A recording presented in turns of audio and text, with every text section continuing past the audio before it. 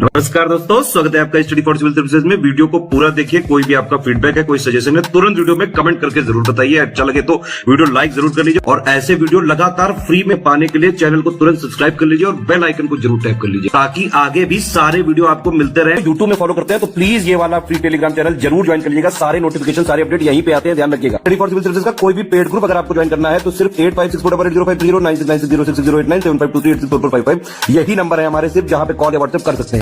Instagram पे हमारा page जरूर फॉलो कर लीजिएगा, स्टडी फॉर सिविल .सर्विसेज है। ट्विटर पे हमको जरूर फॉलो कर लीजिएगा, @स्टडी फॉर सिविल्स है। सारे क्वेश्चन अटेम्प्ट करिए और स्कोर अपना तुरंत कमेंट करके। नमस्कार दोस्तों, स्वागत है आपका स्टडी फॉर एग्जाम्स में। दोस्तों, सामान्य हिंदी सीरीज का यह 7वां वीडियो है और यह वीडियो आपके आगामी exam Allahabad high court group C, group D, driver और UP triple C junior assistant के लिए बहुत ही ज़्यादा महत्वपूर्ण है। तो वही वीडियो शुरू करते हैं और देखते हैं आज का पहला प्रश्न। आज का जो पहला प्रश्न है, किस वर्ग की सभी ध्वनियाँ मूर्धन्य हैं? 4 ऑप्शन दिया गया आपके सामने। ऑप्शन आप लोग ध्यान से पढ़िए। तो इसका सही आंसर आपका ऑप्शन डी है। ट, ठ, ड, ढ और श, इनका जो उच्चारण स्थान है वह मूर्धन्य है। इसका ऑप्शन डी सही है। बढ़ते अगले क्वेश्चन की तरफ। अगला क्वेश्चन है, 19 शब्द में उपसर्ग है। 19 का जब संधि विच्छेद करेंगे तो इसमें जो है उन, धन, नीस, इसमें नीस जो है मूल शब्द हो जाएगा और उन उपसर्ग हो जाएगा। इसका ऑप्शन सी सही है। जीवन प्लस अनुकूल, जीवन धन अनुकूल का संधि रूप क्या होगा? दोनों को जोड़ने पर जो है कौन सा शब्द बनेगा? 4 ऑप्शन दिया गया आपके सामने। ऑप्शन आप लोग ध्यान से पढ़िए। तो इसमें ऑप्शन ए जीवनानुकूल, जीवनानुकूल होगा इसका सही आंसर। ए वाला ऑप्शन इसका सही है। भूतकाल के कितने भेद होते हैं? 5, 6, 7, 8। तो भूतकाल के कुल 6 भेद होते हैं। कौन कौन से? सामान्य भूतकाल, आसन्न भूतकाल, पूर्ण भूतकाल, अपूर्ण भूतकाल, संदिग्ध भूतकाल और हेतु भूतकाल। ये 6 भेद होते हैं भूतकाल के। इसका ऑप्शन बी सही है। तिलक किस प्रकार का शब्द है? तत्सम शब्द है, तद्भव शब्द है, देशज है या संकर है? तो तिलक जो है तत्सम शब्द है। इसका ऑप्शन ए सही है। अगला जो क्वेश्चन है वह सुमेलित करना है। एक तरफ शब्द दिए गए हैं और दूसरी तरफ जो है ये पर्यायवाची शब्द हैं, उनको सुमेलित करना है आपस में। अमृत, रात्रि, द्रौपदी, कृष्ण। तो अमृत का जो पर्यायवाची है वह आपका अमी हो जाएगा, रात्रि का त्रियामा हो जाएगा, द्रौपदी का यह आपका कृष्णा हो जाएगा और कृष्ण का राधा रमण हो जाएगा। तो इसका सही आंसर हो जाएगा आपका 3, 2, 4, 1, यानी डी ऑप्शन इसका सही है। मुहावरों को सुमेलित करना आप इसमें पहला दिया गया है। इसमें सिर पर भूत सवार होना, दाल भात में मुसलचंद, गूलर का फूल हो जाना और ताड़ का वृक्ष।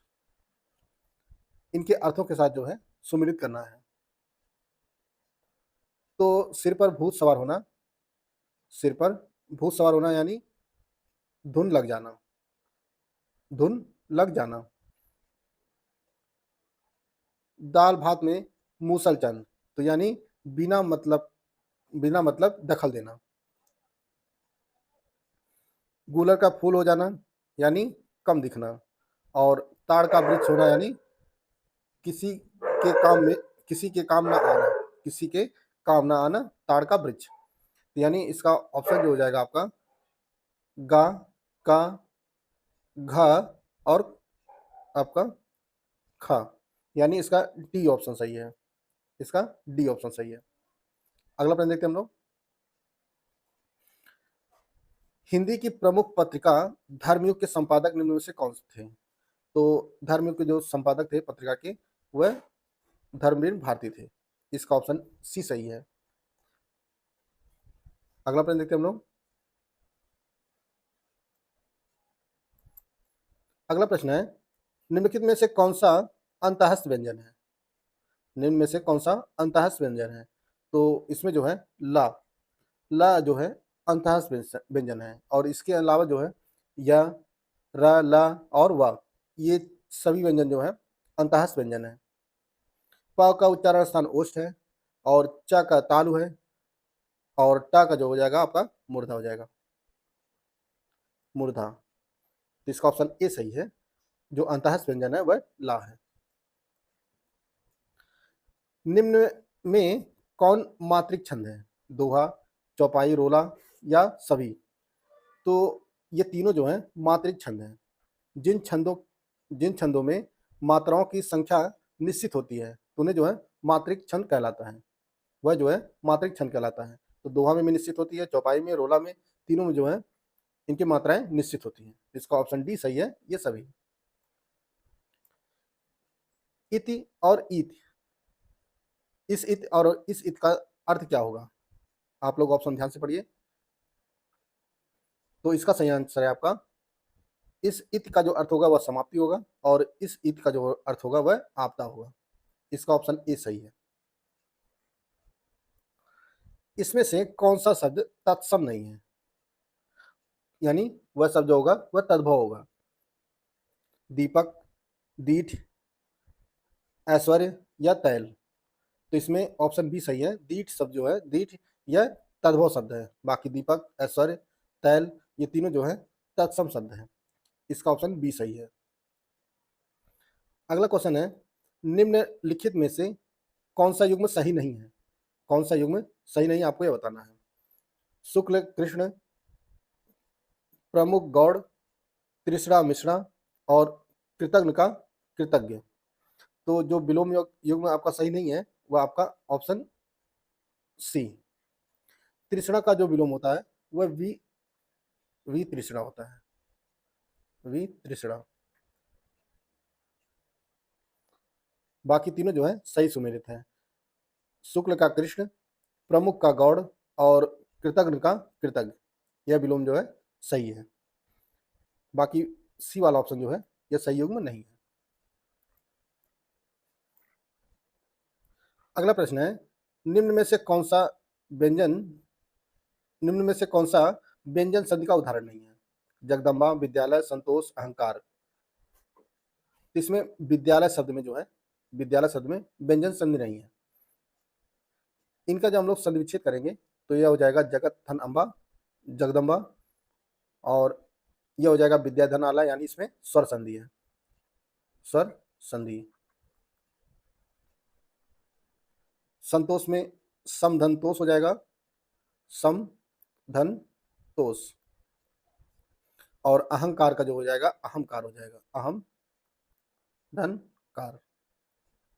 इन तीनों में जो है जगदम्बा, संतोष, अहंकार में तीनों में व्यंजन संधि है, और विद्यालय में स्वर संधि है। इसका बी ऑप्शन सही है। बढ़ते हैं अगले क्वेश्चन की तरफ। अगला क्वेश्चन है, वर्तनी की दृष्टि से कौन सा शब्द अशुद्ध है? 4 शब्द दिए गए हैं, इनमें से कौन सा एक शब्द जो है अशुद्ध है?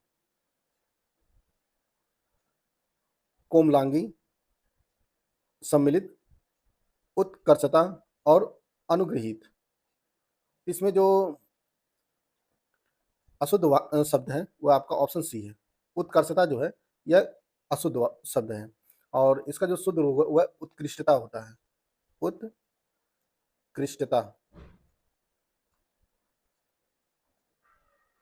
इसका शुद्ध रूप हो जाएगा। बाकी तीनों जो है कोमलांगी शुद्ध है, समृद्ध भी शुद्ध है, और अनुग्रहित भी शुद्ध है। इसका ऑप्शन सी सही हो जाएगा। हिंदी की पहली बोलती फिल्म आलम आरा किस वर्ष रिलीज हुई थी? यह 1931 में रिलीज हुई थी, और इसके जो फिल्म के निर्देशक थे वह आरदेशिर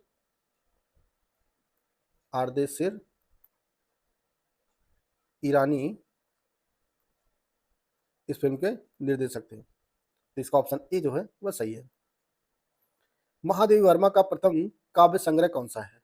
रश्मि नीरजा, निहार, सांदगीत। तो इसमें जो सही आंसर आपका वह हो जाएगा निहार। महादेवी वर्मा का जो प्रथम काव्य संग्रह है वह निहार है, और इसका जो पहला संस्करण रिलीज हुआ था वह 1930 में हुआ था, 1930 में यह प्रकाशित हुआ था। इसका ऑप्शन सी सही है। छंद पढ़ते समय आने वाले विराम को क्या कहते हैं? तो उसे यति कहते हैं। छंद पढ़ते समय आने वाले विराम को जो है यति कहते हैं। इसका सी सही है। किसका प्रयोग सदैव बहुवचन में होता है? किसका प्रयोग सदैव बहुवचन में होता है? तो दर्शन। दर्शन शब्द का प्रयोग जो है हमेशा बहुवचन में प्रयोग होता है। बाकी नारी, लता, गाय ये सभी जो है एक वचन के शब्द हैं। इसका ऑप्शन ए जो है वह सही है। दोस्तों, अगर आप Allahabad high court steno group C group D की कंप्लीट तैयारी करना चाहते हैं तो आप हमारा पेड ग्रुप ज्वाइन कर सकते हैं। इसमें आपको कंप्लीट स्टडी मटेरियल दिया जाएगा, PDF notes, recorded classes, test series, सब कुछ जो है आपको प्रोवाइड किया जाएगा। और यह कोर्स आप हमारे स्टडी फॉर सिविल सर्विसेज के ऐप पर परचेज कर सकते हैं। इस समय डिस्काउंट भी चल रहा है, तो आप लोग जो है डिस्काउंट का लाभ उठा सकते हैं और अपनी तैयारी को और बेहतर कर सकते हैं। दिए गए शब्दयुग्म का अर्थ ज्ञात कीजिए।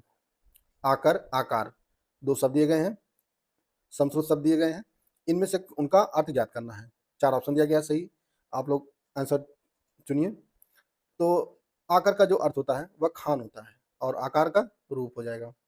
तो इसमें डी ऑप्शन सही है इसका। निम्नलिखित में से कौन सी रचना तुलसीदास की नहीं है? रामचरितमानस, गीतावली, श्री कृष्ण गीतावली या भक्तमाल? तो इनकी जो रचना नहीं है तुलसीदास की वह भक्तमाल है। भक्तमाल जो रचना है वह संत नाभादास की है। नाभादास की रचना है। इसका डी ऑप्शन सही है। अगला जो प्रश्न है, निम्नलिखित में से कौन सा अलंकार है? पंक्ति दी गई है, रहीमन पानी रखिए राखिए, बिन पानी सब सून, पानी गए न उबरे, मोती मानस चून। इस पंक्ति में जो है कौन सा अलंकार है? तो इसमें जो है श्लेष अलंकार है। इसका ए सही है। दिए गए वाक्यांश के लिए एक शब्द चुनिए। मध्य रात्रि का समय के लिए एक शब्द क्या प्रयोग किया जाता है? तो उसके लिए जो एक शब्द प्रयोग होता है वह निशीथ होता है। निशीथ का जो अर्थ होता है वह मध्य रात्रि का समय होता है। प्रदोष जो होता है, प्रदोष वह सूर्यास्त का समय होता है। संध्या काल का जो समय होता है वह प्रदोष कहलाता है। और उषा काल जो भोर का समय होता है, भोर का समय उषा काल। और विभावरी जो होता है वह तारों वाली रात के लिए एक शब्द प्रयोग होता है। विभावरी का अर्थ होता है वह तारों वाली रात। तो इसमें मध्य रात्रि का समय जो है उसके लिए एक शब्द निशीथ का प्रयोग किया जाता है। इसका ऑप्शन सी सही है। विस्मय, विस्मय अस्थाई भाव किस रस में होता है? हास्य, शांत, अद्भुत, विभत्स? तो इसका सही आंसर आपका अद्भुत होगा। अद्भुत का जो अस्थाई भाव है वह विस्मय होता है। हास्य का जो अस्थाई भाव है वह आपका हास होता है, हास। शांत का निर्वेद, निर्वेद। और विभत्स का जुगुप्सा, जुगुप्सा। इसका ऑप्शन सी सही है। बढ़ते हैं अगले क्वेश्चन की तरफ। अगला प्रश्न है, निम्नलिखित में से शुद्ध वाक्य कौन सा है? एक वाक्य इसमें से शुद्ध है, आपको वह पहचानना है। सब तरह के वर्ग के लोग सभा में उपस्थित थे। बी वाला ऑप्शन है, यह बात कहने में अनन्या को संकोच ना होगा। और सी ऑप्शन है, इस बात को कहने में अनन्या को संकोच ना होगा। और डी ऑप्शन है, बाजार में झुंडों के झुंड जानवर खड़े थे। तो इसमें जो सही आंसर हो जाएगा वह आपका ऑप्शन सी हो जाएगा। इस बात को कहने में अनन्या को संकोच ना होगा, यह जो है शुद्ध वाक्य है। पहले वाक्य में जो अशुद्धि है, सब तरह के वर्ग के लोग सभा में उपस्थित थे, तो इसका जो शुद्ध रूप हो जाएगा, सब तरह के लोग सभा में उपस्थित थे। और बाजार में झुंडों के झुंड जानवर खड़े थे, तो इसमें बाजार में झुंड के झुंड जानवर खड़े थे, यह शुद्ध हो जाएगा। तो इस वाक्य का, इस प्रश्न का जो शुद्ध वाक्य है वह आपका ऑप्शन सी है। दोस्तों, यह कुछ महत्वपूर्ण हिंदी की सामान्य हिंदी की प्रश्नोत्तरी थी जिसको हम लोग कवर कर चुके हैं इस वीडियो में।